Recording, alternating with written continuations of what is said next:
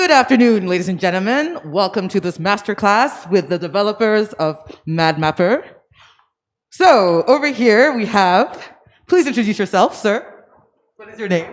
Boris. This is Boris. And over here we have Mathieu. Hello, Mathieu. And here, who do we have here who's hiding himself with his glasses? Hello, darling. I'm Franz from 1024 Architecture. Okay. And you are? I'm Pierre. And I'm loving these t-shirts here. What is the idea behind? We have bad and we have dad. Bad dad, no? Bad dad. Okay, and I can see that it's from the official logo of the MadMapper software. So this workshop is going to be in two parts. Sorry, this masterclass will be in two parts. Four parts. Four parts. So we're going to start with material hacking. Yeah, that's me. That's you. And then next of all, we have Arduino tinkering. That's over here. And then followed by programming with cues. And then lastly, mini-mad mastering. And I have no idea what the hell this is all about, so I'm going to leave you experts to enjoy the ride. Applause.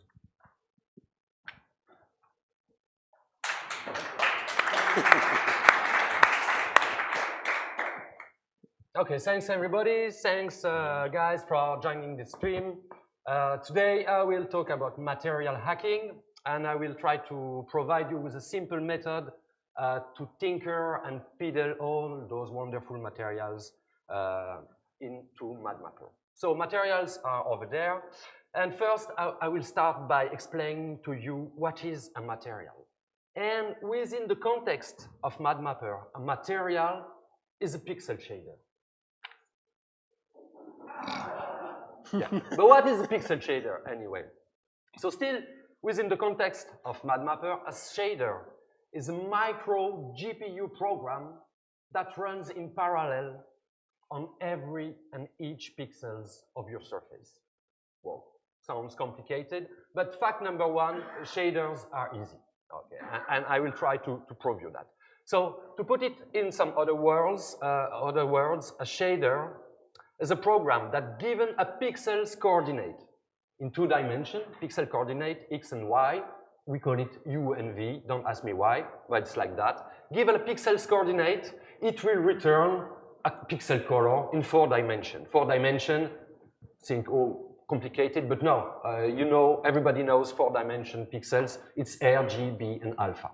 So given a 2D coordinate, x and y, it will return a 4D value of R, G, B, and alpha. So let me dive in, and you will see that it's super easy. First, I will open up the code editor over there, and I will click that plus button, and I will try to create a new material for you guys. So let me click it. So now it's asking me for a name. It will be Mad Workshop.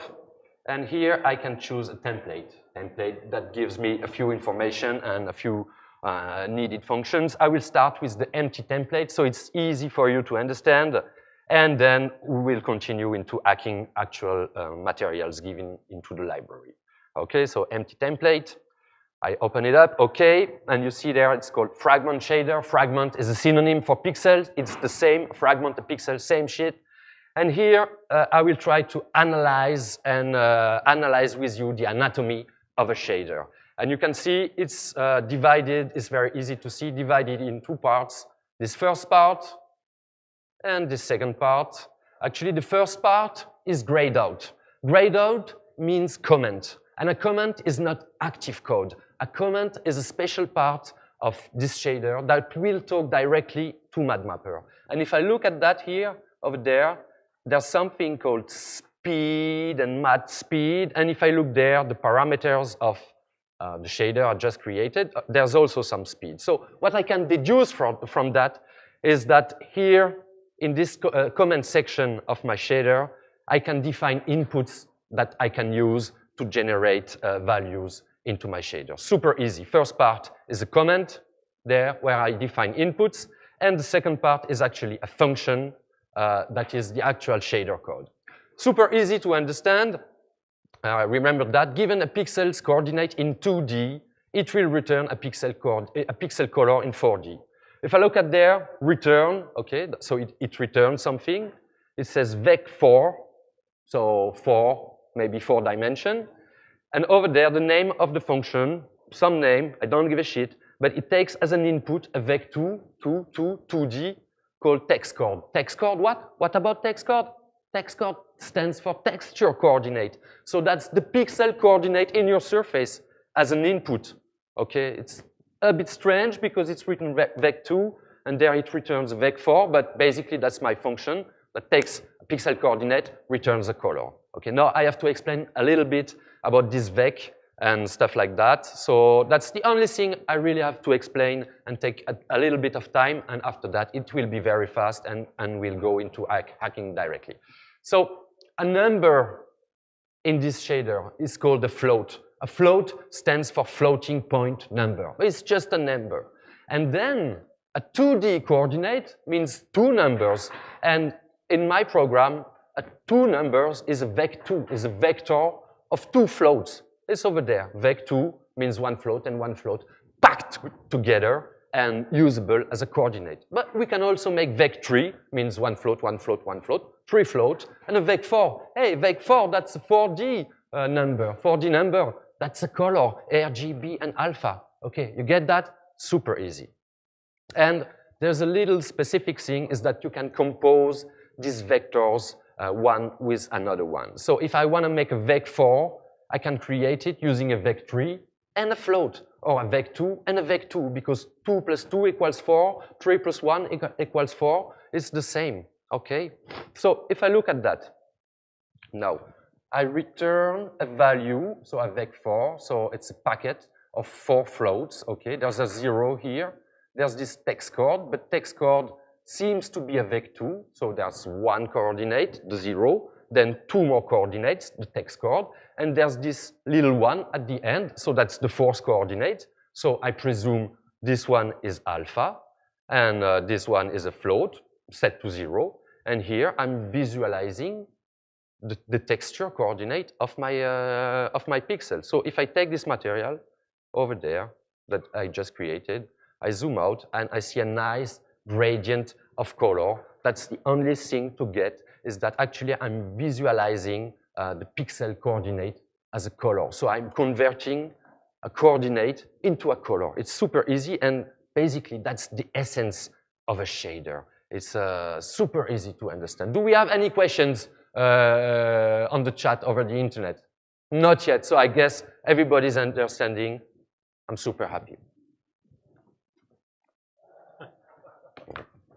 Okay, so now let's try to actually do something. Okay, so I have this text code, look at that.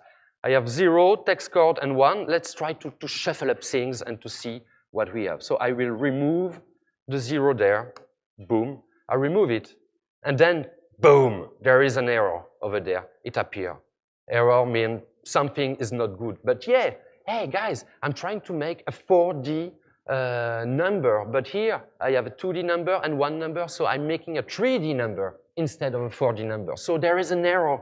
That's not good. And you know what? The error just bang like that on the screen because shader programming into MadMapper is live, okay? And you see this auto build icon over there, which means that every time I type something, the program will compile everything that I type, and it will be real time. It's called live coding. I can activate or deactivate, but for this demonstration, I will leave it activated. Okay, so now it's wrong. And what does it say? Too few arguments to constructor vec4. Yeah, I'm trying to make a 4D number, and I just have 3 numbers. So I will add the 0 that was before, 0, but on some other position, and look at that, error disappears. That's kind of magic, and now I have another kind of gradient. I think that's super cool. Yeah. So now, given that knowledge, that's the only thing really that you have to know to be able to hack into materials. Given that knowledge, I will go to the library over there. I will pick a shader that's available for everybody in the library. I will add it into my project. Okay, and I will assign it to the surface. Okay, that's a nice shader I can download from the library for free of charge, done by some guy, adapted by Jason Byers. hello Jason, thanks for adapting this shader and giving it to everybody. And now I want to hacking this shader. I want to fiddle, I want to tinker. I don't like the colors, I don't like the movement. I like it round and not square, but I don't know anything about shader programming. But you will see that it's super easy to do. So now I right-click on the thumbnail, and I will open it in the editor. Let's open it. So with the prior knowledge that we have, you see it's grayed out. It's the comment section, okay, where the guy is defining inputs. I scroll down a bit. Okay, this is some stuff. I don't care about what's going on, and this is my function. That's the same function for every material. That takes a 2D pixel coordinate, and that returns a 4D value standing for a color. So now, what is important to know is that on a material, there are 3 ways to sinker. First way is to sinker with the comment section, the inputs that you can generate. Maybe you want to generate new inputs, okay? Then there is a nice place to fiddle is at the beginning of that function, and nice place to fiddle is at the end of the function. And what's in between, I don't give a damn fuck. So now I will try to fiddle with the return value. So now I have this color, okay. So what can I learn from this? I'm returning a 4D coordinate, okay, and I have a call, and I have a floating numbers. So that means that this thing called call is actually a vec3. It's 3 numbers packed together, and I add some alpha. So what happens if this call that I return, I multiply by 10, for instance? Boom, hey, it's live coding, you see? So now it's way more contrasty. Interesting. So now what happens if I create a vec3, okay, with a value of 1 and 1 and 1, okay, so that's 3 times 1 minus my color. Hey, that's an inversion. Look at that, I just made an invert filter over my material. Wow, super easy, super cool. So let me revert that back to where it was, okay. Let me sum up. I can fiddle at the end of my function, but I can also fiddle at the beginning of my function. Okay, so look at that. Here, I'm creating a vec2, so that's 2 numbers packed together, called UV orig. Hey, what's that? Maybe that stands for original. UV original equals text coord, means texture coordinate. That's the coordinate of my pixel minus something. I don't mind minus something. So let's try to fiddle with that UV orig. So let's type UV orig equals UV orig multiply by 10. What do we have? Ooh, I'm actually changing the scale of my material, of the design. Look at that, I can zoom in, zoom out. Okay, interesting. So if I multiply the pixel coordinate, actually, I'm changing the scale of the material. So let's do something a little bit more fun. Let's multiply by the sinus, okay, of UV orig, of the original stuff. Holy cow, what's going on? Okay, so now something just happened. I change the pixel coordinates and something round appeared because a sine is a trigonometric function that will round up things. Okay, to put it simply.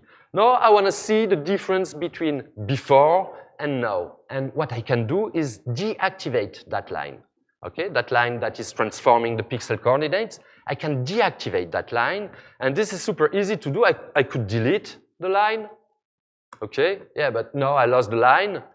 Command Z for undo. But what I can do is that I can temporarily deactivate this line with a double slash. Double slash stands for comment.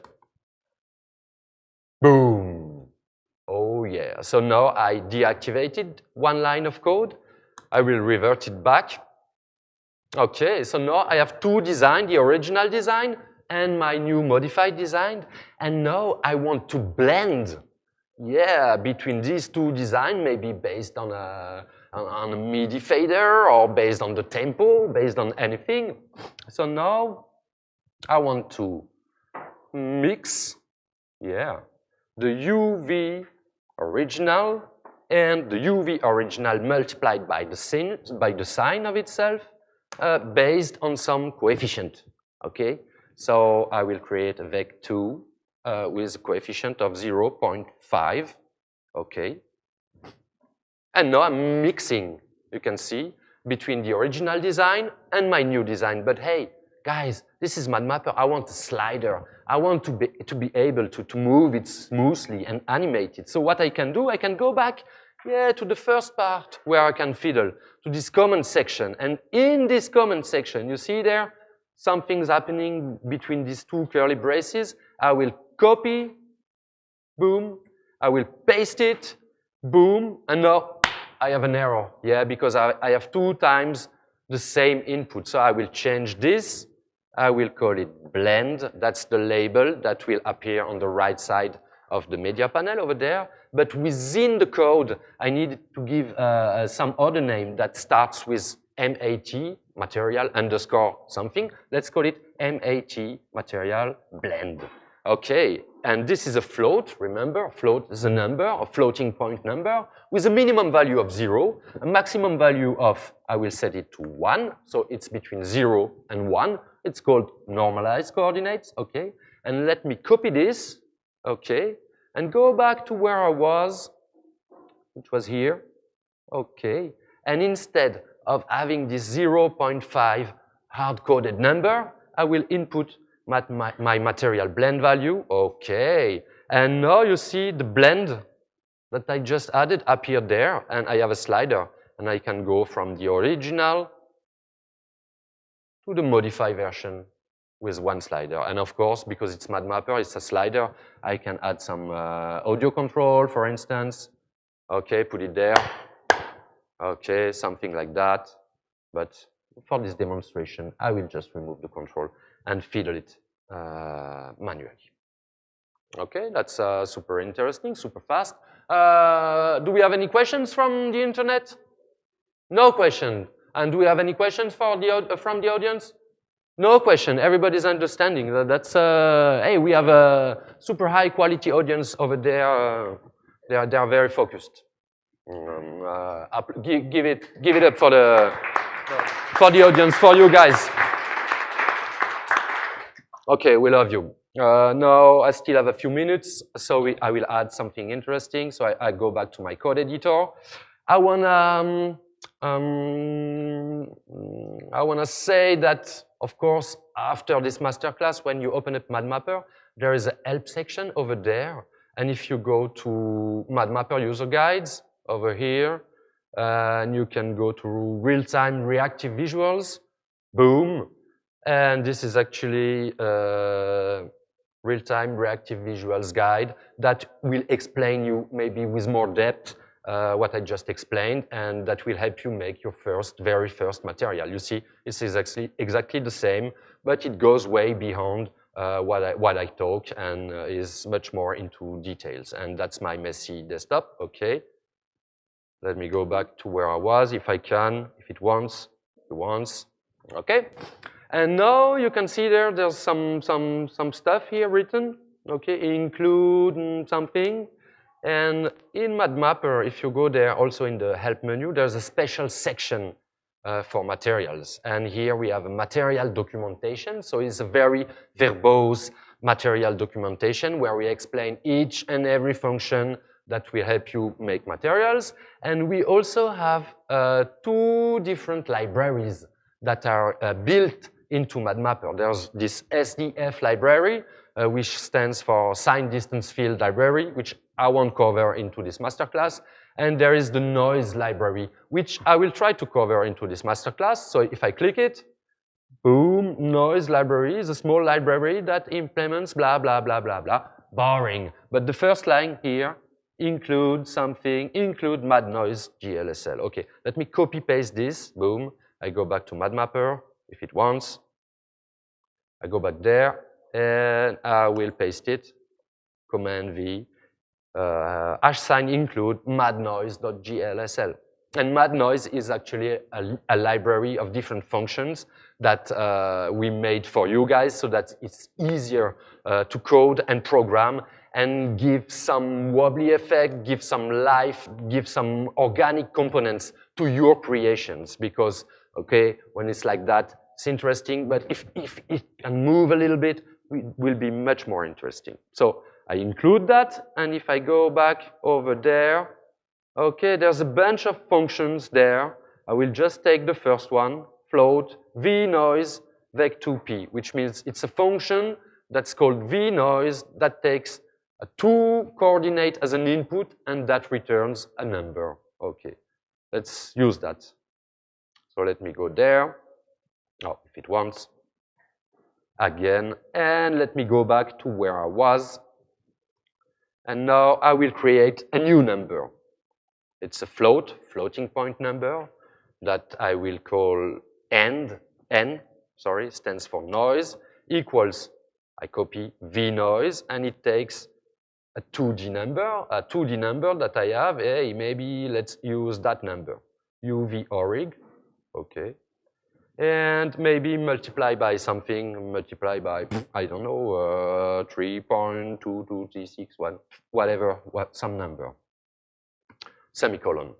Okay, now the error disappears. And now in my mix function, I'm mixing between the original and my modified version. Maybe I can add a vec2.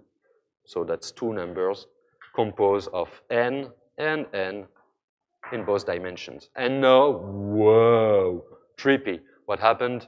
I just added this, and now I'm using some generated noise value to completely transform the input coordinates and give this kind of wobbly effect. Actually, in real terms, this is called warping the domain.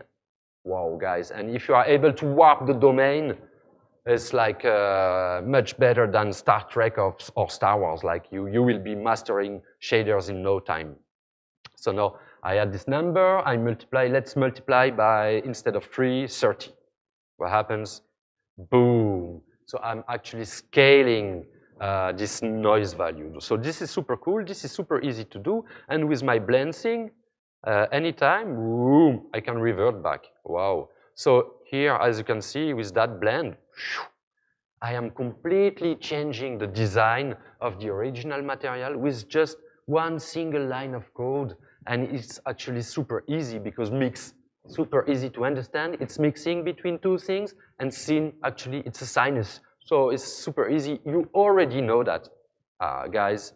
With that knowledge, I will try to push a little bit further and maybe use brand new features that we introduce in MadMapper 4.1 is the ability not only to be able to code materials, but also to be able to code FX.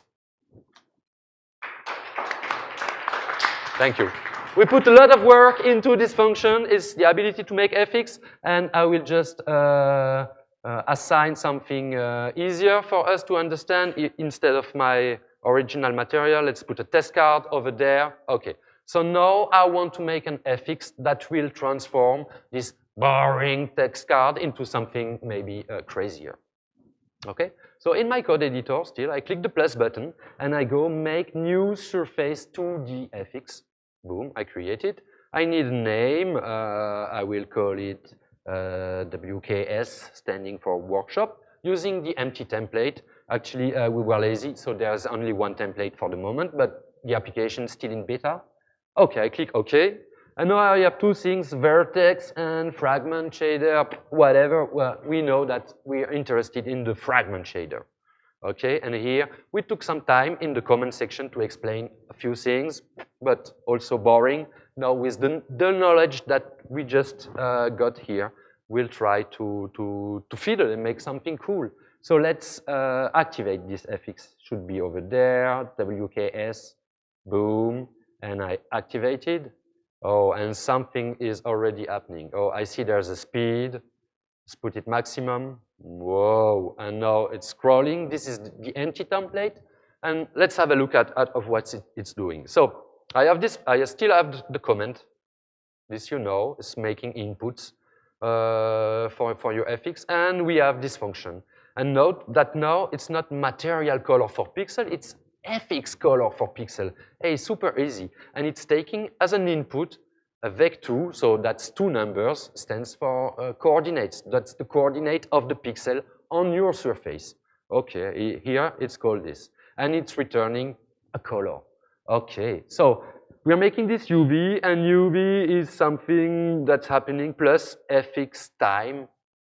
Okay, I don't even want to know what's going on there, but with the knowledge, the prior knowledge that I have, I want to sharp include mad noise.glsl, because that's the name of the programming language that we are using. Okay, no errors, it's working nicely. And now I want to make some noise. Let's make some noise, guys. So with that, let me go there, for instance, or there, and create some noise. Float n stands for noise equals v noise, same function that we had before, v noise of uv. Hey, whoa, I'm a genius. Boom. Okay, the error is gone, and now I have this n number. Whoa. And if I go back over there to the definition, returns a 2D value noise in the range 0 to 1. So that's creating a number, a random number between 0 and 1. Okay, so if I go back to MadMapper, okay, this number, maybe what happens if I add it to the UV? Boom, over there. Oh, yeah, what's going on there? Something interesting. So maybe it's deforming my input. So let's try to scale it. But first, it's a number that goes between 0 and 1. Maybe that range is not that good because it doesn't go under 0. So let's try to subtract 0.5. So it will be a number that goes from 0.5 to 0, from minus 0.5 to 0.5. Okay, and now this UV, let's try to add something to that. To add maybe the sinus of, hey, what do I have? I have this fx time. Hey, let's try to put it in. Fx underscore time. I don't know what I'm doing. I'm just fiddling. Oh, yeah, that's a wobbly thing. Wow, that's super cool. Yeah, I had this very simple test card, and now it's a wobbly thing that I can use for my shows. And now I will try to do exactly the same thing that I did before. Here in the inputs, I copy, boom, I paste it, boom, and instead of speed, let's call it blend. And instead of mat underscore blend, now we are into the fx. Let's call it fx underscore blend. Not complicated. And now I want to maybe mix this number noise with something. With what? If I want to revert back to the original, I want to mix it with 0. So I want to mix 0 and my number according to fx underscore blend. Oh yeah, and now it's not working because I forgot a parenthesis over there. Boom, the error is gone. And now I have this slider. Vroom, vroom, vroom. Wow, I find it personally super cool. Don't you find it cool? Because in one line of code, hey, you're the new guy in town. Yo, you are a coder now. It's super easy. Yeah, I love that. And I think that with that little knowledge that you have, guys, I think you can just start hacking materials. So you can go to the library, boom, and pick any shader that we have over there. Install it in your computer like that. Boom, add to project. Once you have it in your project, you can right click, open it in editor, boom, and it's always the same principle. It's a very short descriptive packet in comment. It's grayed out. That's your input. And then you have your function, function that I sum up, that takes a 2D pixel coordinate and returns a 4D color. Okay, And I think that concludes my presentation. I hope you guys enjoyed it and that you will start coding right now. Maybe we have a question over the internet? No question? What are you doing, internet? Okay. Okay, hello then. And in the audience, we have a question? No question? Boring. Okay, I'm good, and I think that concludes my presentation, and I will leave it to Moris right now. Thank you, guys.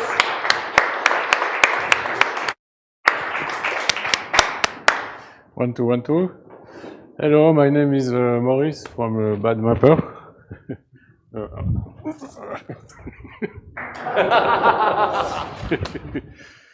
So today I will show you how to use electronics without any line of code, but with electronics, with an Arduino and the Firmata software, which is included into a module in MadMapper, a module from Laurent Novak, who is here. Hello, Laurent Novak.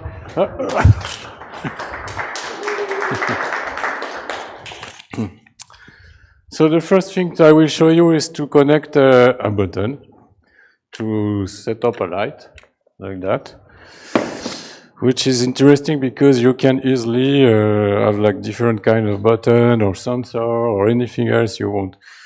So can you switch to my computer, please? Oh, I'm sorry. Okay. Hello, computer. Thank you, Mika. Okay, first you have to install the idea of Arduino. For people who they know who is it, is this little piece of hardware, which is very low cost, only $20, something like that. And yeah, I will show you on my phone. Where's my phone? My phone is here. Yep. So I will have my camera. Okay. So can you see? So this is the Arduino. Okay. And for connecting a button, you need a little circuit, unfortunately, to the pull-up or pull-down resistance, which is included into the Arduino, but not working in Firmata, or maybe, I don't know why, but yeah, there's a lot of tutorials. I can show you the schematics on my computer. Where is it button also? You can see it's super easy to do, and you can find in internet this little circuit. So when you have the idea of Arduino installed on your computer, I'll show you how to flash the software into the Arduino. So Arduino. So this is the idea. Oh, it's slow. Okay. So you simply go to File and open. No, where is it? Sorry. Example. Okay. And then blah, blah, blah, blah, blah, blah, blah, blah. You will find the Firmata. And then there is a lot of Firmata, but you just take the standard Firmata, okay, which is this code here. And then you compile and you upload in the Arduino. You can see the light blinking, no? Okay, I know, okay. It's probably because I'm already using the Arduino with MadMapper. So we cannot do both together. Anyway, I already did it, so as you can see, I can't. Wow! Wow! Where is the things? Applause. So now I will show you an incredible things. I will put 2 buttons. Et là, tu dois mettre rire. Okay. Clac, clac, 2 buttons. Okay. So I have to connect 2 ports in my Arduino. Actually, I put the 11 and the 7, okay? So I lost my glasses on the floor, but it's okay. I can see well. I don't need my glasses. Okay. You should have right. Okay. No more. Okay. So here in the module, I had the module. I chose Firmata. Okay. And I chose the port 7. I put it in input, and the port 11. I put it in input as well. And now it doesn't work. Because you know what? I forgot to connect my Arduino. So here I will choose the port. Them are a little bit... Why do you have to select a port? Can you have multiple Arduinos connected? No, because probably I disconnect my Arduino. Ah, yeah, you can have... So port opened successfully. Oof. Okay, so I guess no, still not working. Ah, yes, it's working. Okay, the 7 is working and the 11 is working also, but nothing is happened because I have nothing in my scene actually in MadMapper. So I will. I have something. Okay, I have that one, but they are not mapped on the right place. So I put the light here. You can see. So I'm going here, and I add a control. Okay. In MadMapper, you have all the modules. I choose Firmata. Then I choose the pin 7 in input. Okay. I do. So this one. No? Oh yeah. Okay. And then. So you can actually. I do the same for. With an interrupter and MadMapper? Yes, it's incredible, no? Like,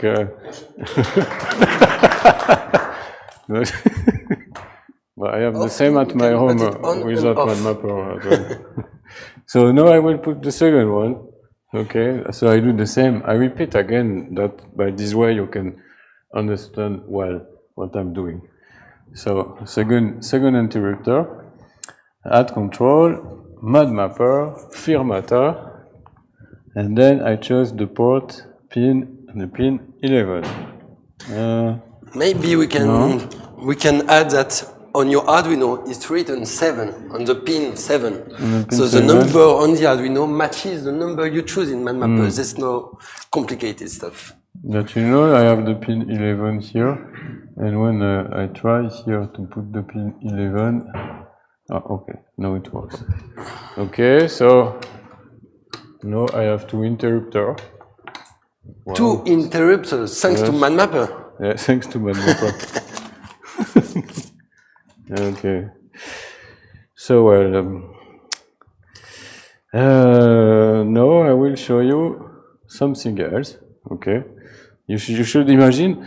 Okay, I show you an example better of an interrupter because I have my special one here. Oh, it's in the wrong way.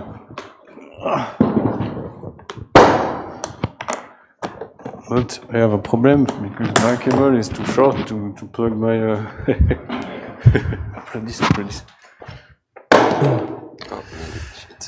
So I will use this one.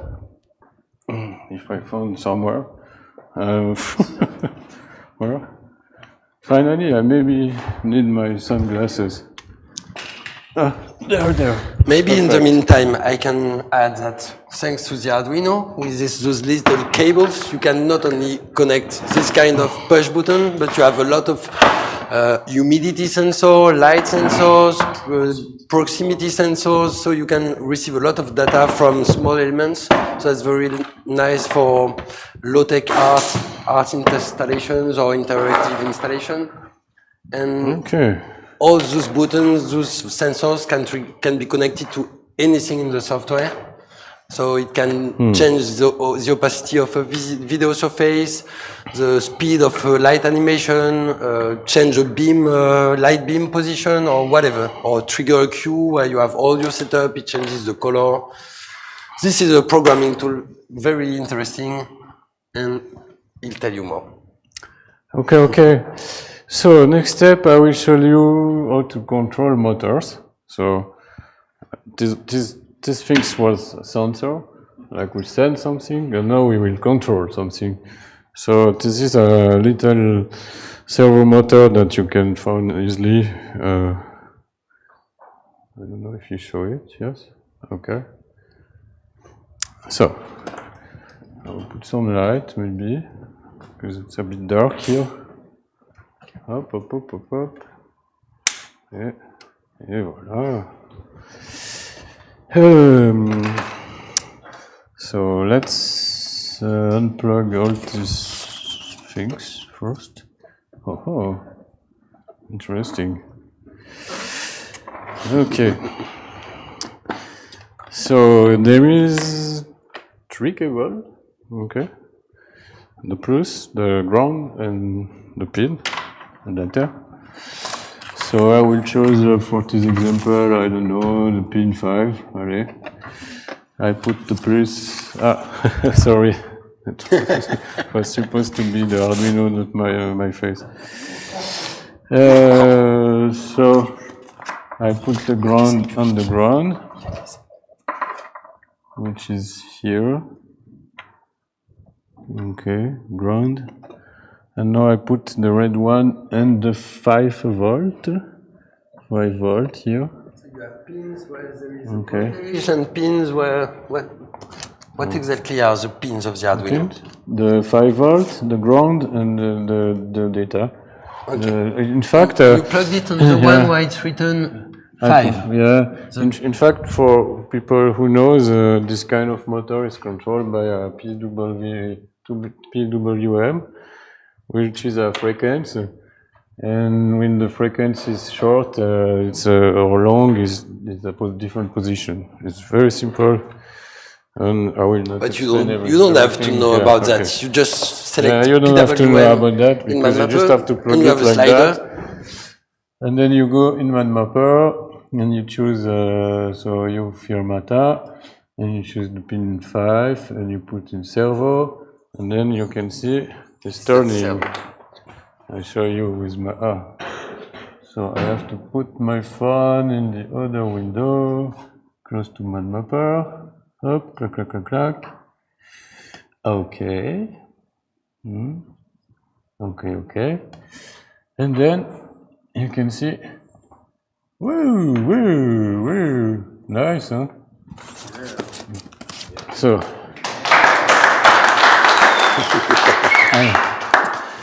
I'll show you the schematics for that.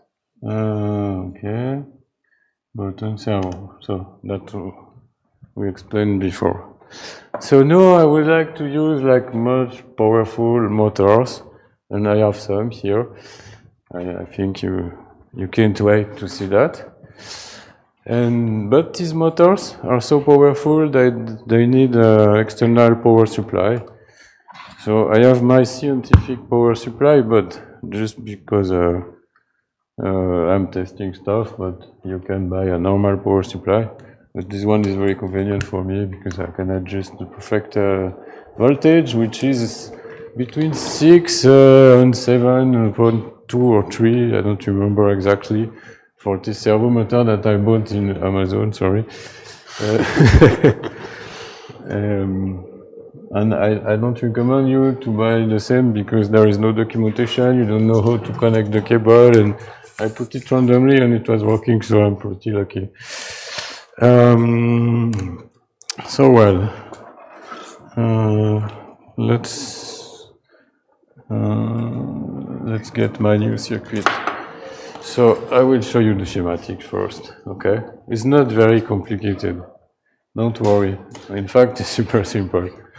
So you just connect the servo motor on the ground on the voltage, and the data on the ground to the Arduino.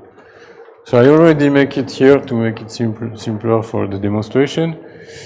So I have my power, oh, sorry. I lost my glasses again. No, it's not my glasses. Okay. So I have my voltage here, and I did a little connector like that to go faster. So I will take it off the first motor. Okay. I will put the ground up. Okay. And I will choose, I don't know, the pin. Someone say a number? 1, 2, 3, 4. 2? Do? Ah, 2? Okay. Number 2. 1. Okay. So, but this way you can see it's really alive. I'm not cheating. Pin number 2. Servo. And it doesn't work. A classic. He's doing it live, yes. So what's wrong? Oh, I put the wrong cable. Look at that. Oh, I'm stupid. No? Up. I put this one on number 2. Oh, I saw something moving. Okay. Whoa. So I can connect now my light to any controller. So for instance, this one with the same process. Add control. Then this one is in MIDI, so I choose the MIDI. And the learn button. yeah, I'm here. Okay, and now I can turn my light just like that. Okay. I can also leave learn mode. Leave the learn mode. Oh, I think it'll be easier. Okay. You can see. Let's applause.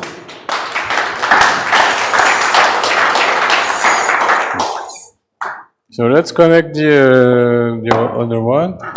This one. Okay, I will go. Maybe while he's doing so, I will show you some stuff about controls. So here we have a control for the minimum of the MIDI slider to the... Yeah, which will be very useful for that one. So the minimum value of my slider is the minimum value of the motor.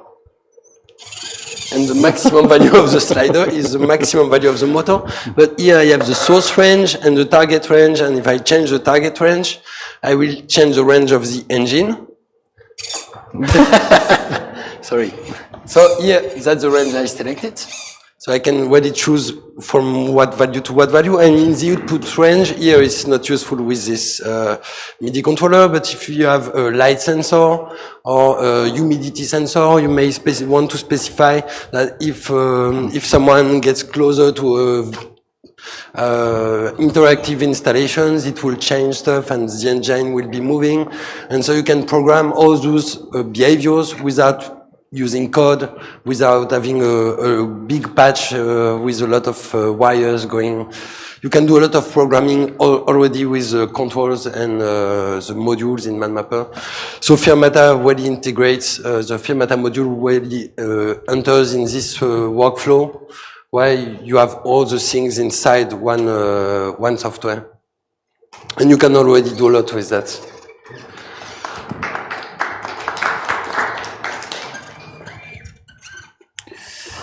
I changed the range. You changed the range, okay. Of the other one. Okay. So let's do a show now. Okay, so I will choose my different position, like this one like that, this one like that, this one like that. I'm sure you can do better. Oh, the cable is a little bit short, huh? Yeah. Okay. Everything works. It's all working fine. Okay.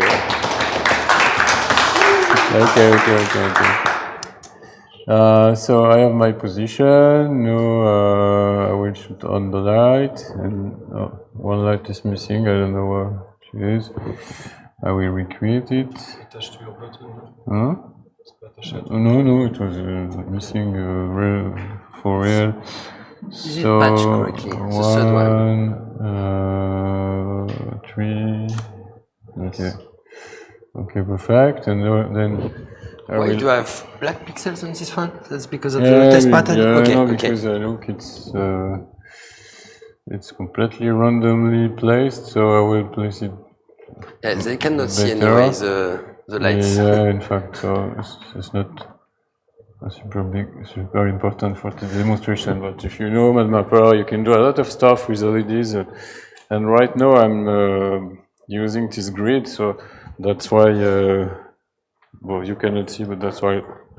Actually, MadMapper is sampling the pixels from the image to send it as a DMX, like the lighting protocol, to control the pixels of the those lighting fixtures. They cannot see it. You have to. Yeah, but it's on the camera. Sorry. Where is my glasses? The one you said you didn't need? No, but it's okay. Don't worry, I don't need my glasses. Maybe on my head? No? Okay.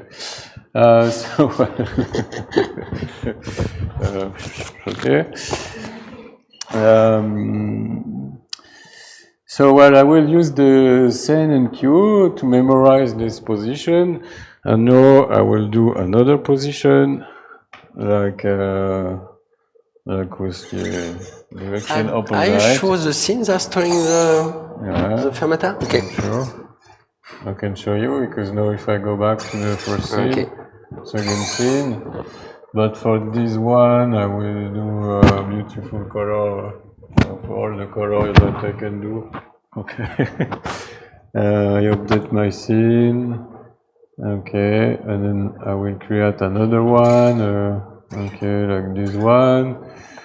And I will choose how many times? 5 seconds between every scene. You haven't stored the last time. Yeah. You haven't stored it. Yeah, because but you have a green one. The green one is very bad. Okay, offline. I don't know if you can see something. Yeah, I guess. Okay. More or less, I save the scene, and then I play, and I have my 3 scene playing. Can you make a fade between the different setups? Yeah, of course. For example, let's do another one. I don't know. T'as dit qu'il y a les cartons? Les cartons. This one. And then I put everything to black with a solid color. For example, well, solid color is white, but I will choose. Oh no, I can just. There is much more simple. I just select my fixture here, and I put the luminosity to 0, and I save the scene.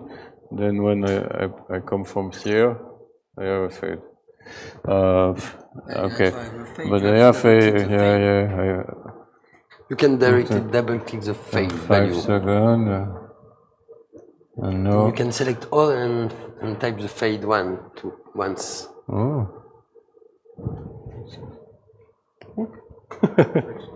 You want to show something? Because it is the master of Q. Yeah, well, I programmed it, so of course I know it. Up, 1 second maybe. Up.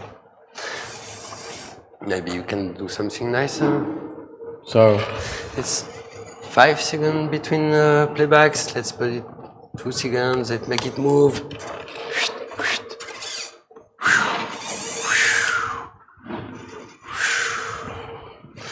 And okay. So here actually this one is taking, that's the fixture. One is taking a small part of the picture. Let's make something nicer. The third fixture, I will take the next part, and then I will make a serpentine going through the fixtures. Oops, so it doesn't look random. Okay. Okay. I don't move the light, huh? I don't move the my lights. head are in the middle. Okay. I had another. I will. I had So another actually, one. MadMapper is using pixels to drive the LEDs, sending DMX. It's using, you have stored in the queues. You have stored in the queues presets of positions of the engine, which are moving the sliders from the Firmata module. And the sliders of the Firmata modules are moving the engines. Mm-hmm. You know, you can also not just controlling LED or things, but you can have like some panels. So, ooh. So let's do a little installation with this toilet paper. Okay. Let's say the first position when it's stable is this one. I will erase the cell. Okay, this one. But maybe we want to put some light here. So let's have some light on the toilet paper. Okay, for the start. Okay. Okay. Maybe a full color. Okay. Up. Let's put the full color everywhere. Okay. Wow, bright. Okay, so this is my first position. Okay. Update scene.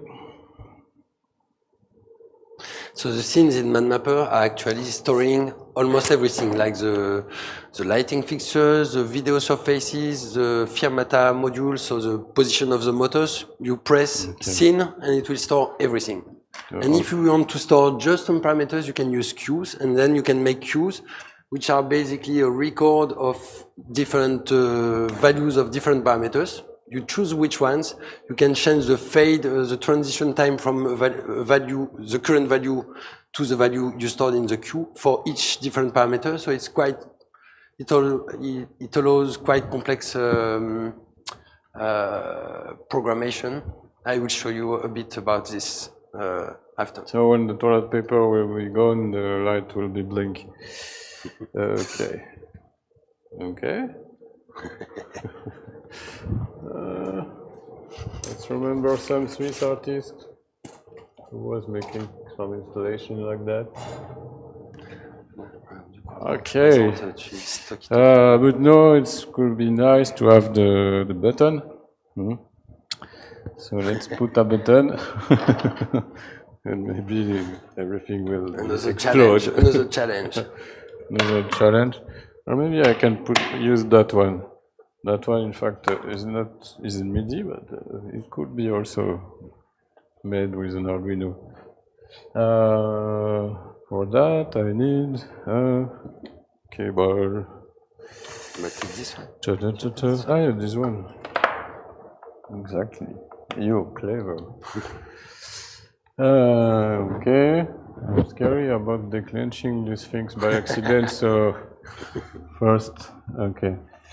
Alors, add control, MIDI, learn, and then, oh, okay,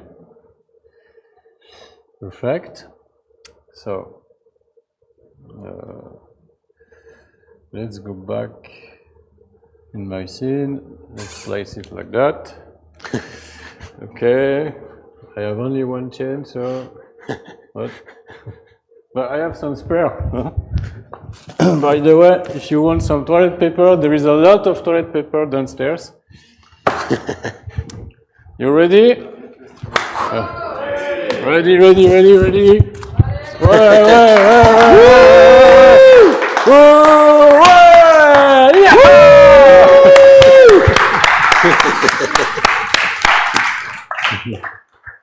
Okay, okay, it's not finished. It looks like it was the end, but it's not. The next things I will show you how to hack MadMapper. Unfortunately, we have to hack MadMapper for that. To use shader for controlling the motor directly. You remember, Franz, just before, show you how to make shaders. So all these materials that you can see on my screen, like this kind of stuff, are shaders. And it's possible to use it to control directly the motors. So you can use a shader, but you could also use a movie. Yeah, a movie, yeah, exactly. You have to sample the pixel on your picture, on your scene, to use it, not just for the LEDs, but also for motors. And it's something that will become on MadMapper in a future where we don't know when exactly. Oh, thank you. That's a good idea. Thanks. So, let's have 2 seconds of break. 1, 2.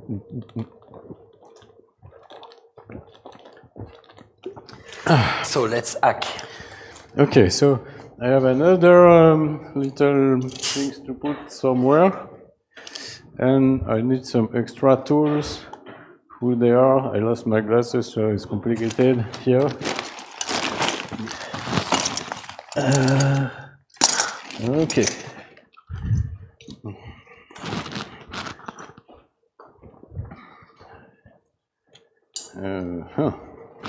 Okay.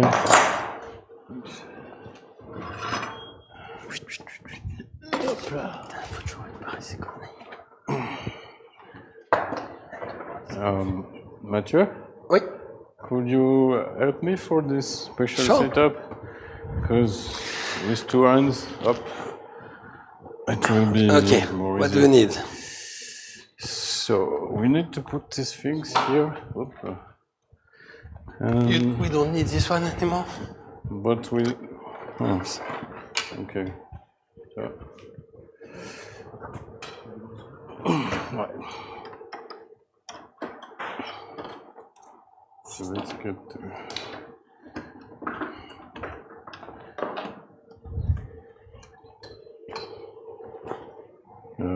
Ouais, comme ça, regarde. With the motors.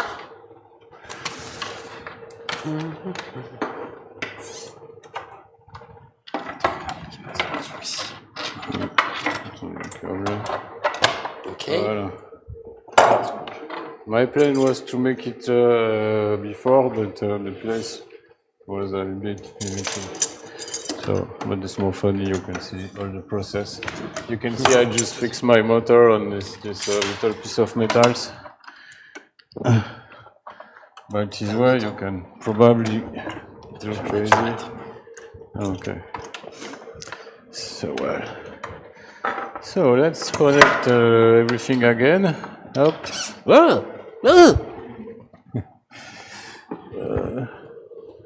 Okay.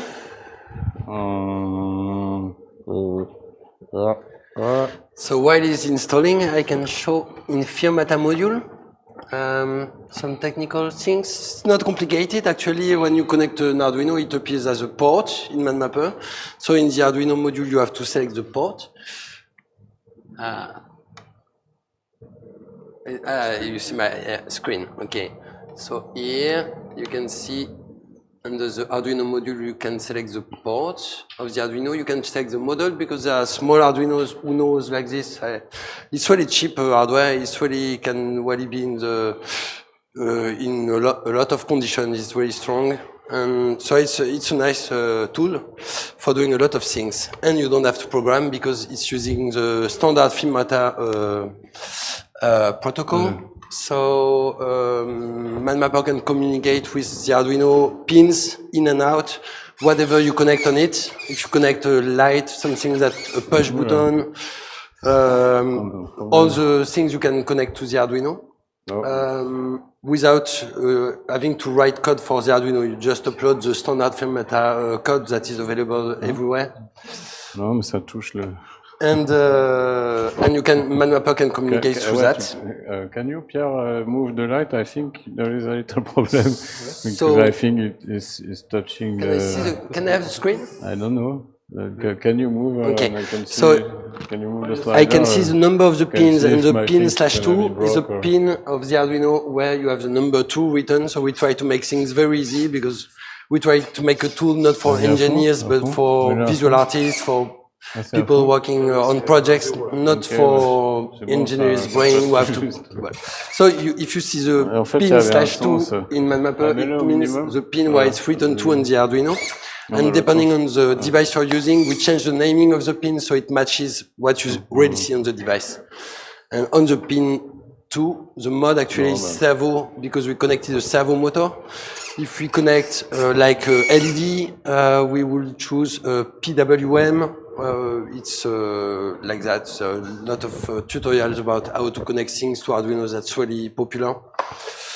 And you can also use it as input. As input, you receive an analog. We receive analog voltage, like for humidity sensors or those kind of distance sensor. And then we receive a voltage, so it becomes a number between 0 and 127 in MadMapper. And this, whatever, it's a slider that is moving, and you can connect it to anything.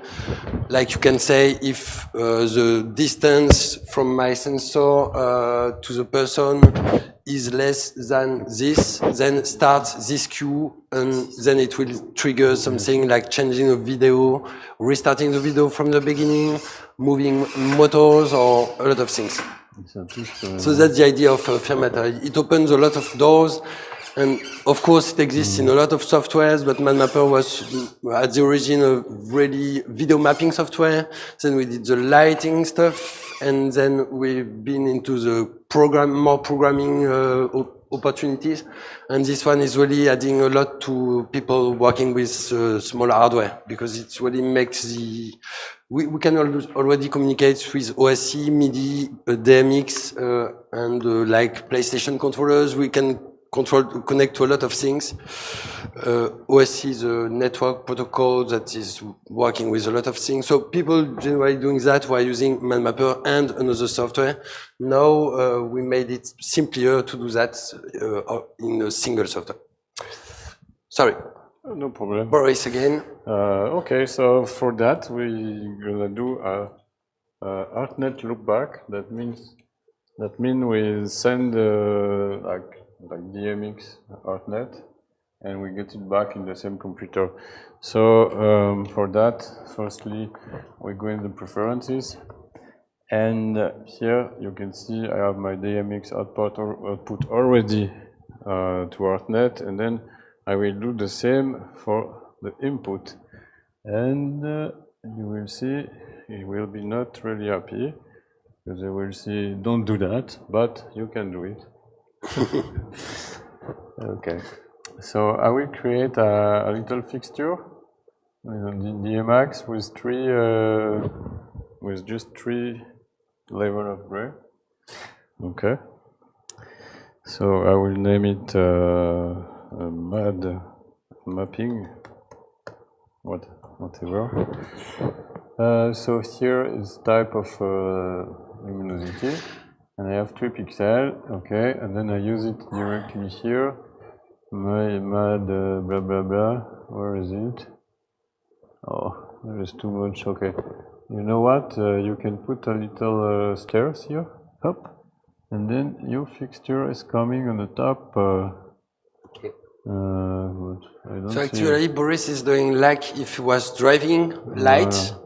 But he will use it to receive the data back to control something. So he will use the process of controlling light, because you can use DMX as input. He receives back the data he's sending, and he will use it to drive other things. I will use a universe which is not already used by my LED to not like making like a conflict, or, but it could be nice also to use the same and have the lightness coming and making a movement, but whatever. For this simple example, I will just do a gradient. If someone understands, please put the end. There's someone who understands! Really?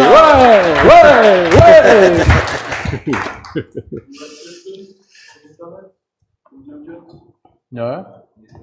Any question? No, not yet? Allez, because it's yes?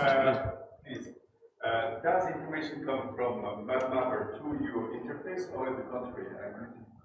No, actually, it's a local loopback. It's sending DMX over Ethernet, and he receives it back in the same, in MadMapper 2, because we broadcast on the network, so he receives it just to use the pixel colors to drive some parameters. Because we don't have a feature internally to take a pixel color and to have it as a control for a parameter. We do it for lights, but now we really want to do it because we see the interest. Sorry. I'm scary about the LED because, as you can see, it's... Yeah, but you can specify the range, the range. The range, yes. Yeah, you have a target range. So you will save my life, do it please. Okay, that one. But all of them. All of them, so Yeah. this one. Because my other solution, it was like two guys Doing nothing. take This one. Okay. But you can do it in MadMapper. I was already happy to Okay. imagine this scene of So you taking the LEDs and but it's too you can show the We computer. don't have fun. I will do the. So actually, MadMapper is taking. He made a fixture, DMX fixture here, that is taking the pixels of the gradient animation and sending it to DMX Universe 4 on channel 1, 2, and 3. So it's taking the lightness of the pixel only. And it's complex. It's hacking, but and the first one will drive this engine. So I had a control DMX, and I specify the range before it's too late. Too late? Okay, no, it's okay, it's okay. Okay, and I can copy the settings of this control. That's the first one. Okay, it's patched correctly. That's okay. And the second one, page settings. Okay. And the third one, page settings. And which one is it? Okay.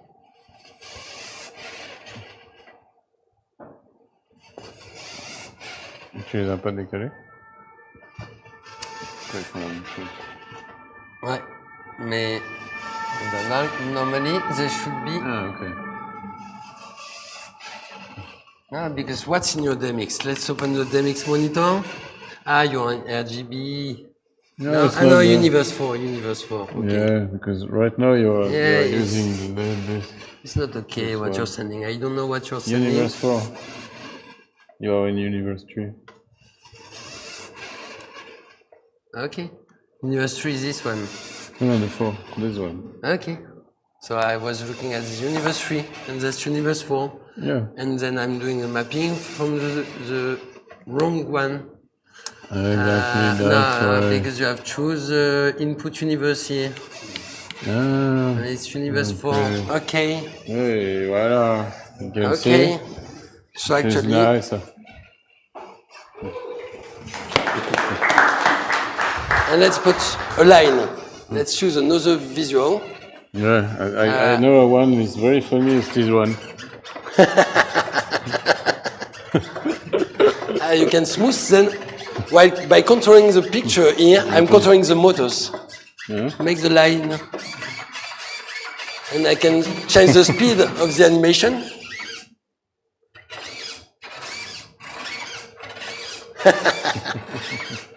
Let me play a little bit. Okay, so, go. And make them blink at the same time that they change. Yeah. Qu'est-ce que ça fait?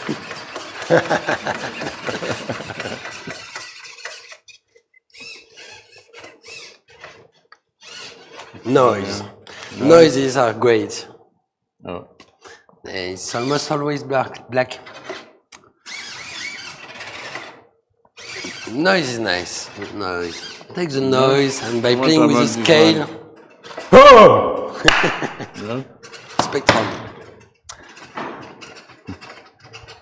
Noise is an interesting one for showing this kind of things.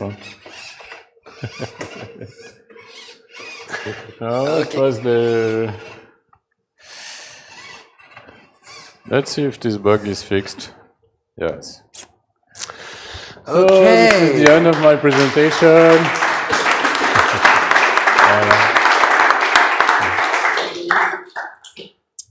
So it's, I think, your turn, Mathieu. Okay, thanks Boris for this very interesting introduction to the new Firmata module in MadMapper. So actually I'm working on the software, so I know it very well, and I hope you'll understand. If you don't understand what I'm doing, just let me know. I will try to show you a few things because there are a lot of people know MadMapper because maybe show my computer. MadMapper is a popular tool because it's quite easy to take to use actually. That's really our focus is to make the software accessible to everyone, and so people can do their project as fast as they can and don't have troubles with I turn my installation on and off each day, and it's going to the wrong video projector, and we did a lot of work to handle all those small cases, but there are also a lot of work that has been done to help people programming more complex installations, and a lot of people do not know this part. So I will try to go into what you don't, maybe people who know MadMapper don't know about don't know they can do it in MadMapper. So I have quite a lot of, what can I use as I will take this. So if I take MadMapper and I drag and drop a movie, it will make me a rectangle, video rectangle. Actually, it's a video surface. And here I have my rectangle, which represents my projector.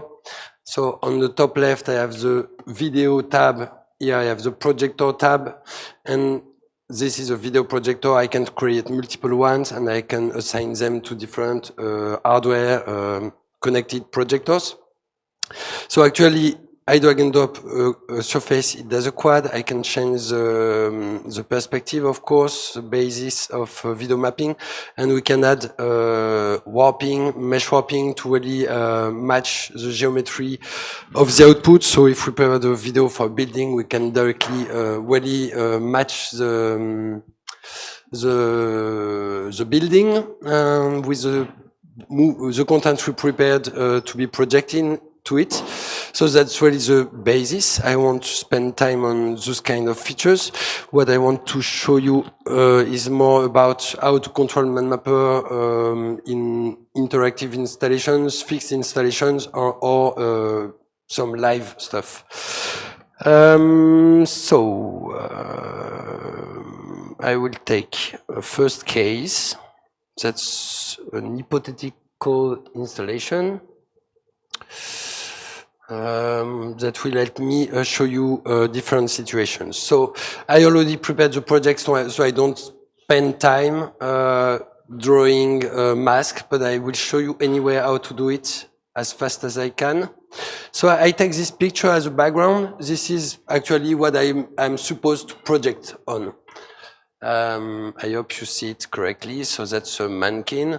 I can suppose that I will have a projector ready wrapping this part of the place. So I can actually cover with video, with a single video projector, all this. And I want to send different content to the different parts. So the first thing I would like to do is to create a surface, a video surface for the body, for instance, of this mannequin. So I will put the opacity lower so I can see. Oops, I don't need the cues actually. And I have a quad here. I can make my quad smaller. I won't do the wall process. Oops. I want to do a video quad that will only draw to the face of this mannequin. So actually, I made a quad, and I could try to preserve the perspective, but it really doesn't matter for what I'm doing here. And then below, in the mask properties here, so all those properties are related to the object I selected above. which is my quad 1 that I could code head, but I have head demo because I already created the real surface I'll use after. And I made some transparency so I can see where I am actually drawing. And I have the mask area here where I can ask, I can create a free mask that I will draw by hand in real time. Applause, applause. I know at the end. Okay. So I'm actually drawing the mask. I will do only one because you don't want to see me doing that for 5 minutes. But you see the process is quite fast anyway. Oops.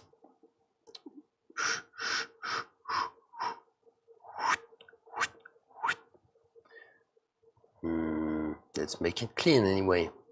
So as you can see, I can zoom in and zoom out and move while drawing. So it's quite fast to draw masks. So actually my masks, if I put my surface opacity higher, is removing from my surface the thing I've been drawing. So I want to go to my mask properties and invert the mask. Okay, so actually, if I take some content, I'm sending this content only to the face. If I want to do it, it wouldn't look like that. I could put it to additive mode. Okay, so we can actually see the face, which is video mapped. Actually, I can also use a feature. I can show you. It's nice. We did some parameters on the masks in quad. You have feathering. So if I add some feathering, it will smooth the mask. And actually, I don't want the feathering to be centered on my drawing, but to be inside. So I don't. If I put something you can understand. Let's make a red visual here. I call it red. I choose red, and you see, I don't want my mass feathering to go outside the area, so I choose feathering inside, and I've got actually this. This is too much. I want just some feathering so I don't see the pixels on the border, because I like when it's clean. Okay, so I made a surface where I can put some content on the face, and I already prepared the surface, so I won't spend more time on this. And those surfaces, yeah, they are in multiply mode actually. Okay. So I have one surface for the body, where I can put whatever content I want.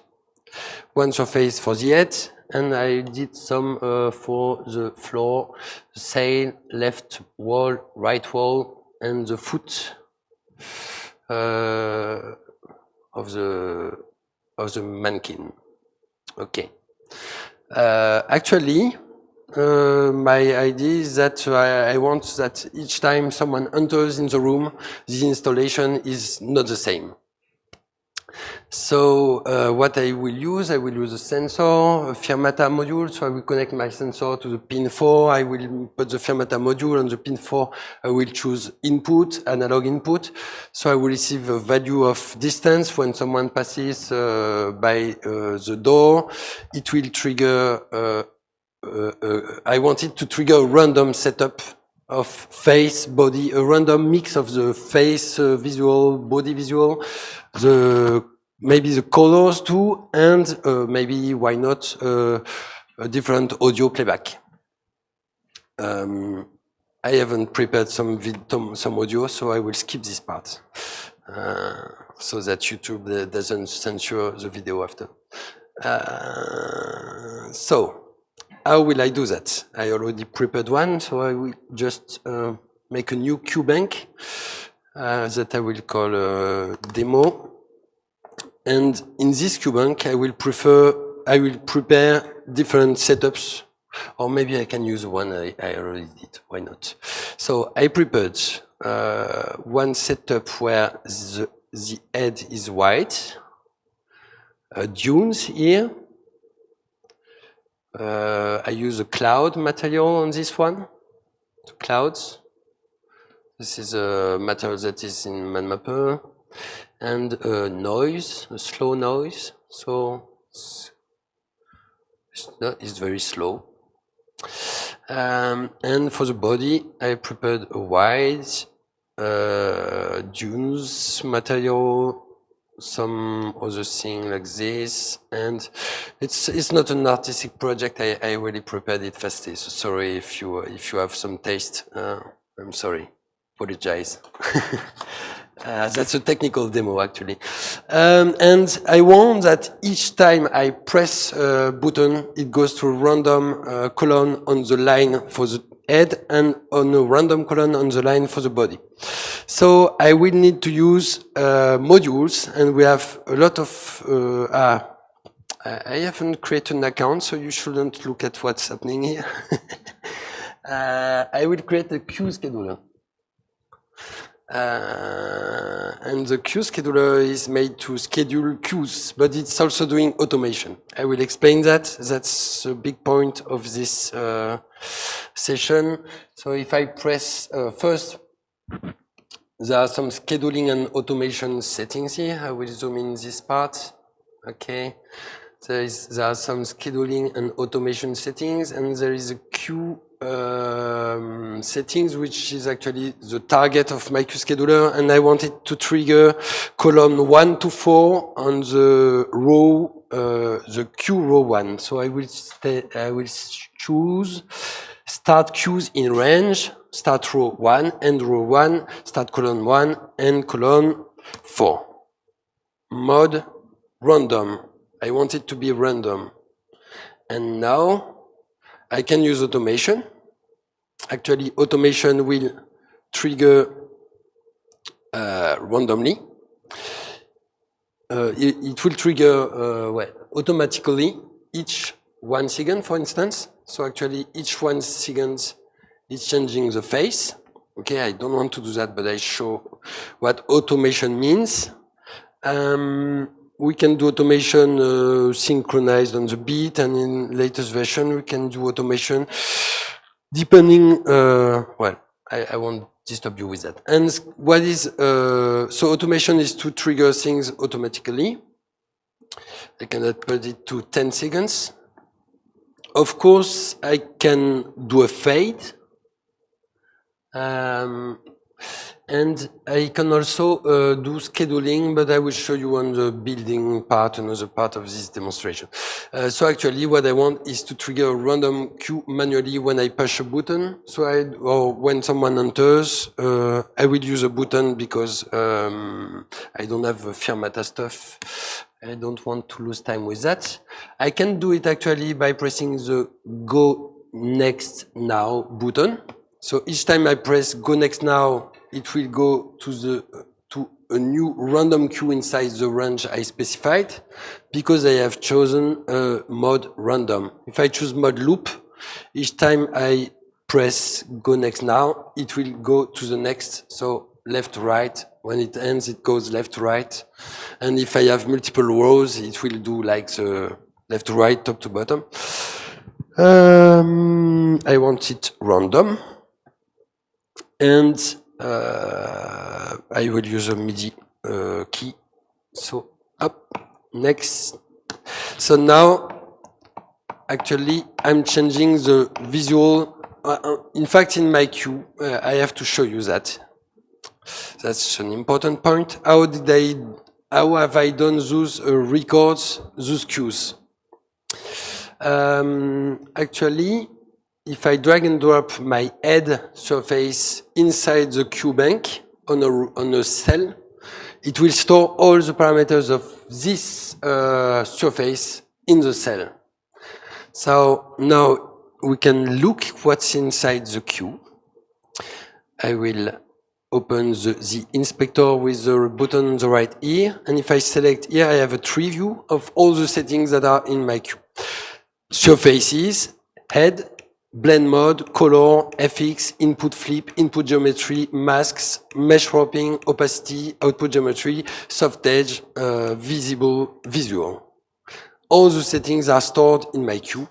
In fact, I just wanted to store the visual here, so I didn't have to drag and drop my surface entirely, but it takes less time, so that's what I've done. And it makes things easy for people. I drag and drop my surface, it stores all my surface properties. It didn't store, so it did store the visual property of this surface, so which visual is assigned to this surface, but didn't store the visual properties, like the speed of the animation. This is a media parameter.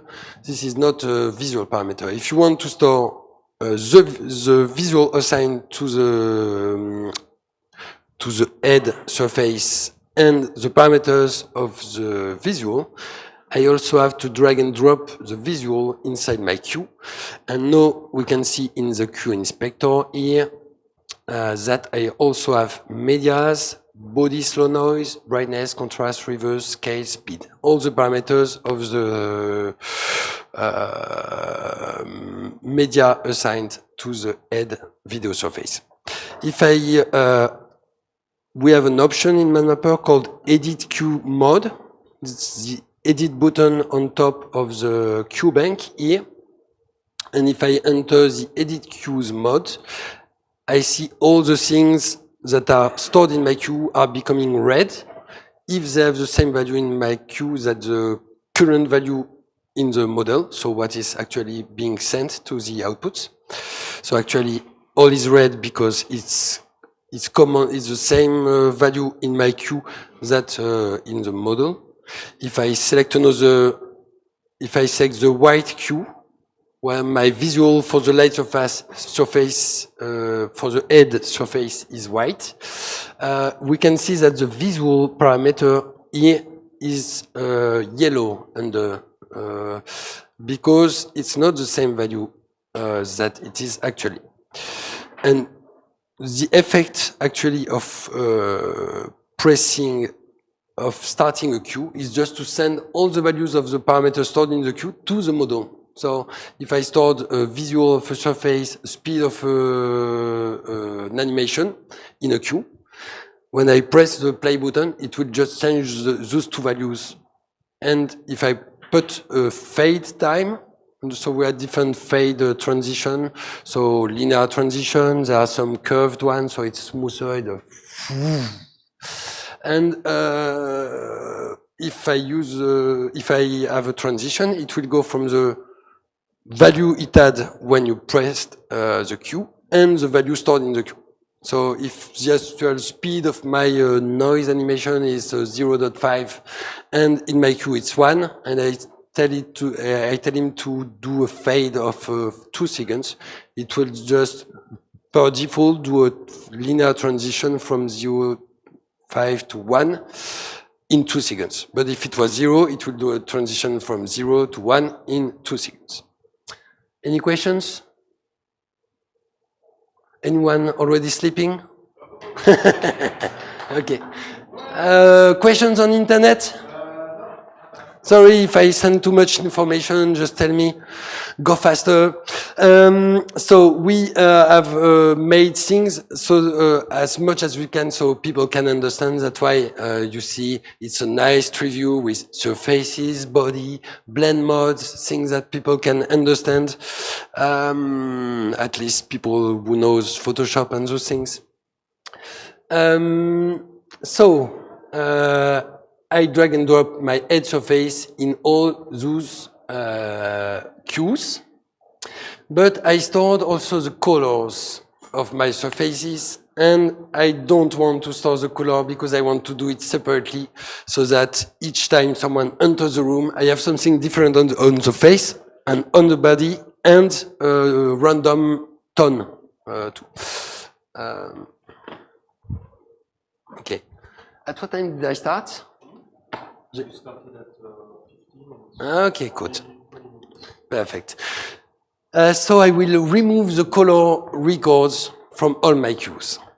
How will I do that? So I will select all those queues for the head, I select the color parameter inside the queue inspector. I press delete, and now it deletes the color parameters from all the selected queues. So I did it once. I select the second line of queues for the body. I remove the color parameters because I don't want it to be stored in my queues. And now I will create new queues for color. Okay, so it's white, it's white. So I will remove the information, the color from the name of my queues. Let's make it logical. And here I create a third line of queues with just the color levels, the color setups of all my surfaces, actually. So floor, cell, left wall, right wall, foot, body, head. And I want to store only the color, because if I drag and drop all this in a queue cell, it will store all the parameters of all the surfaces, and so it will also store the visual. So when I will trigger a random thing, it will override the other queues that are triggered. Clear? Okay, so I want to store only the color. So I press the edit button in the queue bank.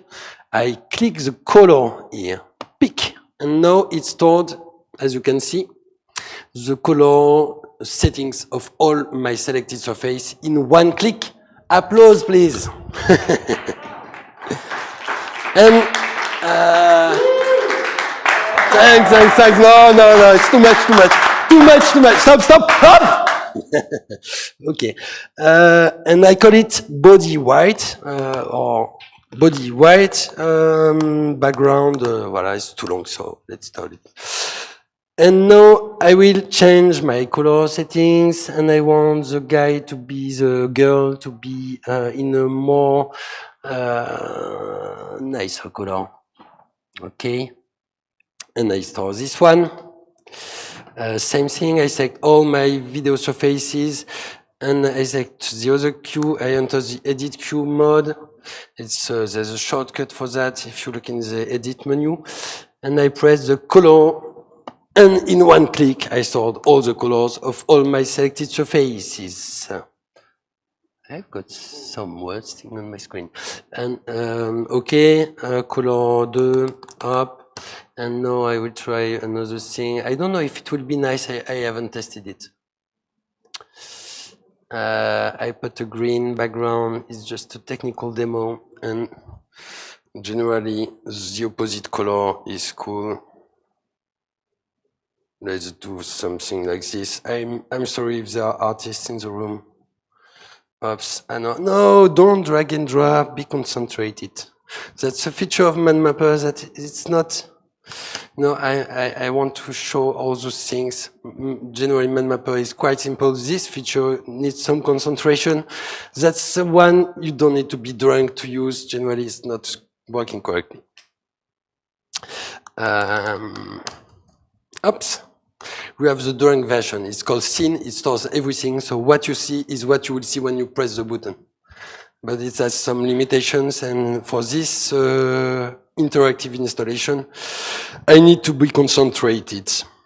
Okay, so I have 4 rows that are controlling different things. I have actually one queue scheduler, which is my head scheduler. We are almost there. I almost finished my interactive installation. I just need Moris to plug the sensor. 1 or 2 days. Sorry, joke. Body up, body scheduler, and start row 2 and row 2. So this is this scheduler. Okay, I forgot to show something. I selected the head scheduler. I pressed Command D, which means duplicate. So it will create a new queue scheduler with the settings being copied already. So it's already in random, it's already starting queues in range, and it's already from column 1 to column 3. I don't have to do it again because I just duplicated the module. I can also copy, paste, or use edit, duplicate. So I will duplicate it a third time and call it color scheduler. Oops, and now I have 3 schedulers that will do my random installation. I miss I miss another row for the audio. Sorry? You would like something? No, that was a joke. No, I want to make things simple. This button is when someone enters the room. No. So, thanks. Okay, so now, okay, I have assigned a control to trigger randomly the next queue on the first row line, which is for my head. I will do it, so I enter the edit MIDI controls mode. I take my body scheduler, I take the go next button, and I press my MIDI button. I take the color scheduler, I choose the go next button, and I press my button, and now I can start full screen. Oops, and each time I will press, well, that's random. And the music should be changing. It doesn't change the colors, and my colors are crappy.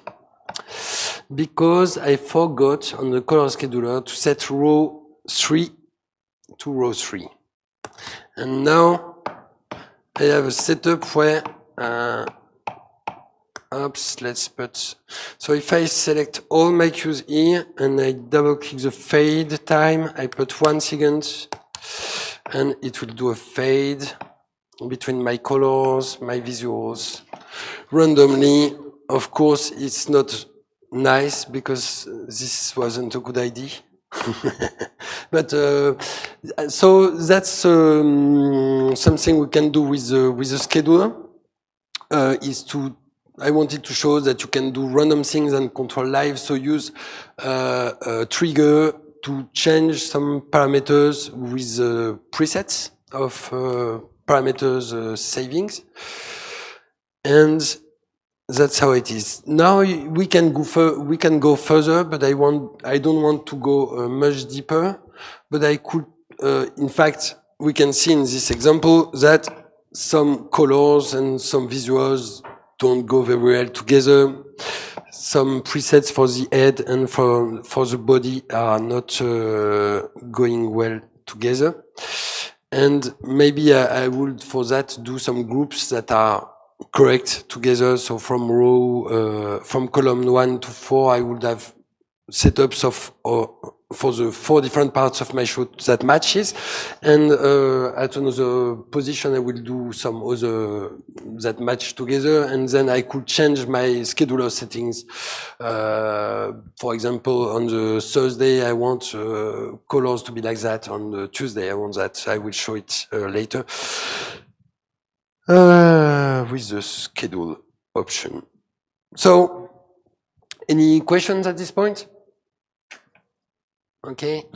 That's so I really wanted to first that you really understand how to store queues, what's in there, and then how I control it with the queue scheduler. And I will take another example now.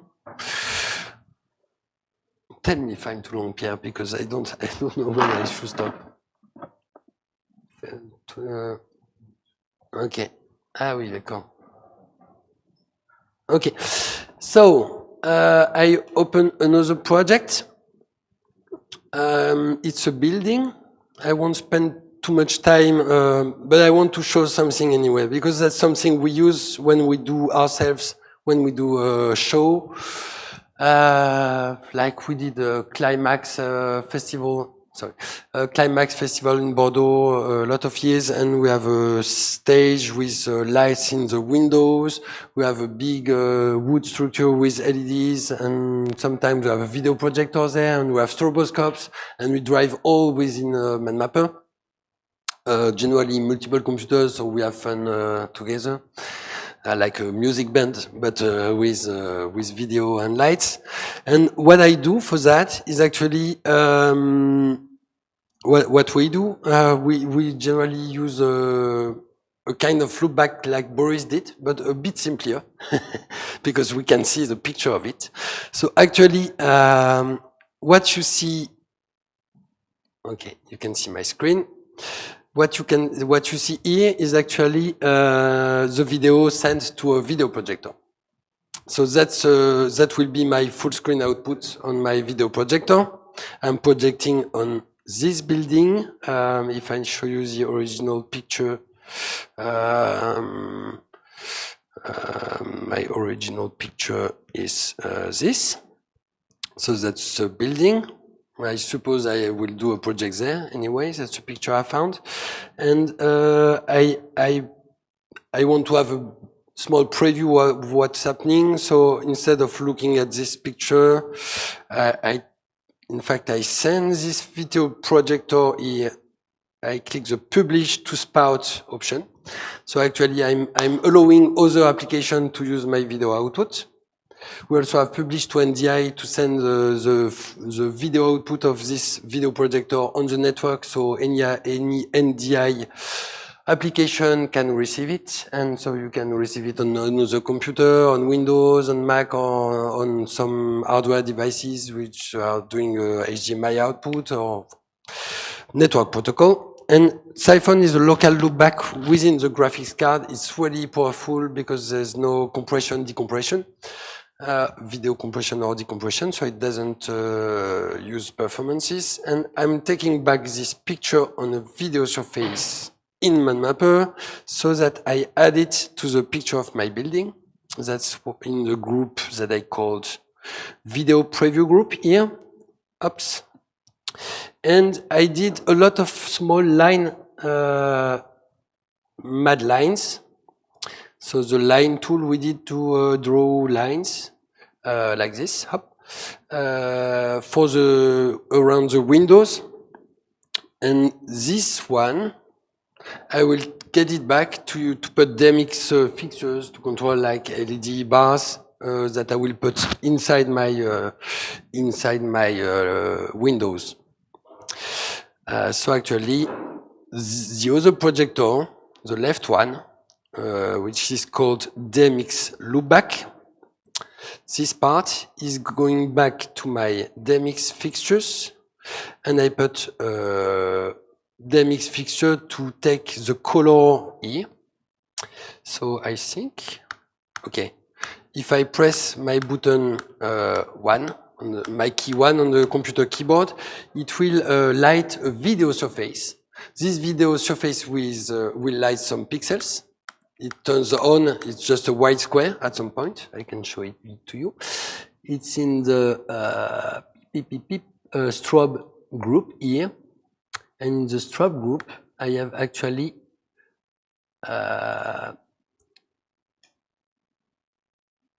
three things. So I have a video quad that is a white rectangle that I placed here, so that when I push my button, it becomes white, and then my DMX fixture is taking this white and sending it to the strobe, so the strobe will turn on when I light my pixels there. So I can have a kind of preview of what I'm sending in a video, and I add in the same group, surface group, I add a preview surface, which is actually doing a strobe on my preview. If I turn it off, you don't have the strobe, which means that actually now I'm using MadMapper to do video output, DMX output, and a kind of preview. And for okay. But the other pixels of this video projector are not used at all. It's tricky, but that's why I'm here. And the speed square that is here, it's the DMX strobe speed video surface, is actually dimmed by this one. Okay, it's actually dimmed by this, and I can change the speed of my strobe, and my strobe speed is also taken by a DMX fixture in MadMapper. It's a small square, it's a pixel with luminance only, so it will take the luminance of this that I'm changing with my MIDI fader. I'm seeing the pixel color changing on the screen. MadMapper will take this pixel color and send it to the DMX channel corresponding to the speed of this stroboscope. So actually, I haven't made the way. I have a button to trigger the surface, a button to change the speed, and I just added something so that I can see my strobe also on my screen. And I made some lights in the same fashion. I made some lights groups of surface, and this light is lighting the square that I will take for DMX fixture to send to a dimmer in DMX to turn the light on, and I will remove the video up, and it will light different sections in my preview, which is not used anyway, so it won't have any effect except that I can see the lights changing here. Okay. So actually, I could do some setups of this installation in my QBank and some nice records, and I will do a few ones. I would need a timeline for those lights. So actually, I will do like Moris did, but more simply. I will use some shadow animations to drive my lights and my strobe. That's a tricky one, but that's very cool. I will put a gradient animation, or no, line patterns animation. I always use this one. I remove the perspective, and I will put it over my 3 lights, maybe. Hop, hop, hop. Yep. Okay. And I remove the noise. So actually, I'm changing the pixel colors of the square I'm using for DMX. So inside my DMX fixtures here, I will receive that. So actually, in the real world, if I look at the DMX monitor, it's M. DMX output is deactivated, that's why. If you take the time to read the message, it works. It's working better. Okay. Okay. So here you can see that my channel 3, 4, 5 of DMX, which are driving lights, are moving with my pixels in this area. So I could do a record of this, and in this scene, I don't want to have my stroboscope. But if I do that, I have to change something else. I won't take much time for it. Okay. So I have my preview. Strobe preview.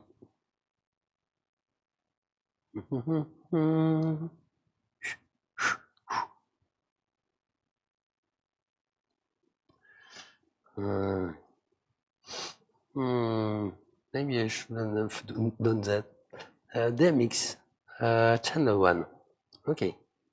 Light, DMX, channel 2. Hop. Light 2, no, it's DMX channel 3, the light 1, 3, 4, 5. That's how I configured. 4, light 3, DMX 5. Oops. Okay, so my preview matches what actually I'm sending. So actually my strobe preview is channel 1. 1, 3, 3. I have to present, that's not cool. Okay. So actually, my video animation is triggering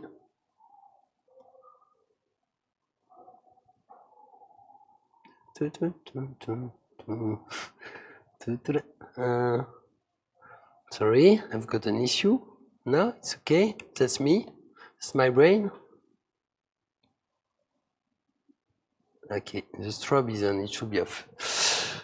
Okay, so I'm using this video animation to trigger the mix that will turn on the light. I will do another animation to trigger this. I was doing a live setup and now I'm doing fixed. Anyway, I'm doing a sequence. I will take another quad and I will sometimes turn on the stroboscope with that one. Okay, up here, and when the light, when my line patterns up, when my line pattern will enter the rectangle I selected here as the input of my rectangle here, it will turn on the stroboscope. Okay, up. So now I've got some video animations that are actually triggering some DMX outputs, and I take back the DMX, so I have a preview inside MadMapper. Here I have a video surface, and I select some content to show, to display on it. Ups, okay, up. I won't spend time in creation. I'm sorry for those who have taste. And I can store a scene with that, and so you will understand what a scene is. The scene actually just stored everything. It's nice too sometimes. You have less control, but it makes things more simple. And I will do another setup. No, that was nice. That one was nice for the strobe. I will make another pattern for the lights. I will use noise. So actually, if I do the noise here, it will light some of the pixels of my noise here will turn on and off the 3 lights that I made in my setup, and I can reduce the scale of my noise up, and I can reduce the contrast, so that the brightness, so that it turns the light less frequently. So as you can see on the picture of my media here, by turning on brightness and contrast, I can choose how much I want light in the pixels, and that will change how often my light will turn on and off. That's something we often do, and then you can see what's happening. I've got some random things. The video part is crappy, so I will change it. In fact, I will do some lighting effects like for the DMX. Slower, up. Okay. So actually I've got shaders doing some noise on the video, and sometimes the lights coming on and off. I'm happy with that. I save it. I'm really happy. I found it so great.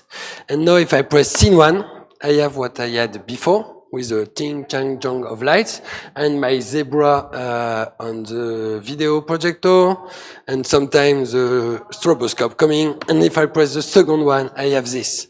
And I will stop there because yeah. Okay. So there are very good software to have a preview of the lights and stuff, but they're generally very expensive and very complex to learn. I just did it in a few minutes in MadMapper because I know it well, but I'm sure if you try to to make your preview, you will do it well. So I've got this setup. I have 2 queues with 2 stuff, and what I want to do now is to create a module. I will show you something, the queue scheduler module, and now I want something to happen on, I want to start the scene 1 on the Monday at 9 o'clock, but on the Tuesday at 9 o'clock, I want to start the scene 2. So I will press the schedule button, and here, actually here, each month on the Monday at 9 o'clock, 9-0, I want to start, and then I have actually start columns in range. I want to start a column. I want to start column 1. I could also start specified column, then I don't have to enter 1, I just have to enter 1 once. So I selected column 1, which means that actually, and I can call it Monday at 9. That's my scheduler. For Monday at 9, it will call scene 1, because it triggers column 1. But on the Tuesday at 9,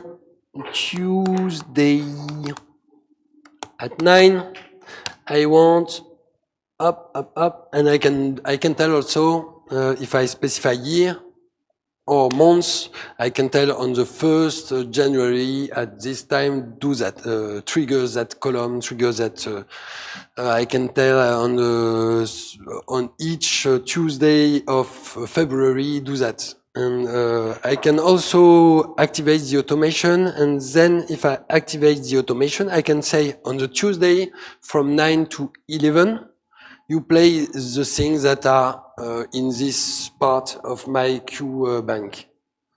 For doing so, I just have to automate, and then it's from hour to hour.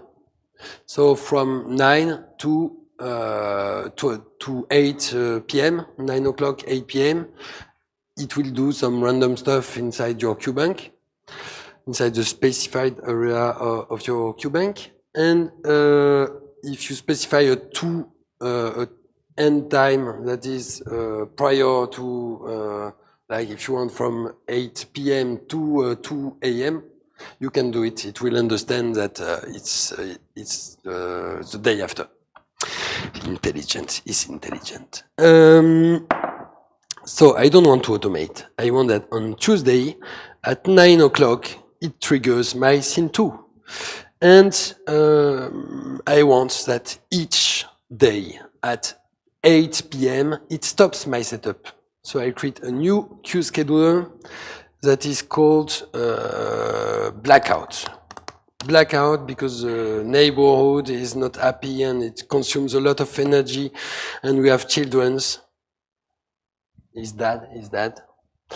And at 8 p.m., each year, each month, each day, 8 p.m. and 0 seconds, I want to call the column 3.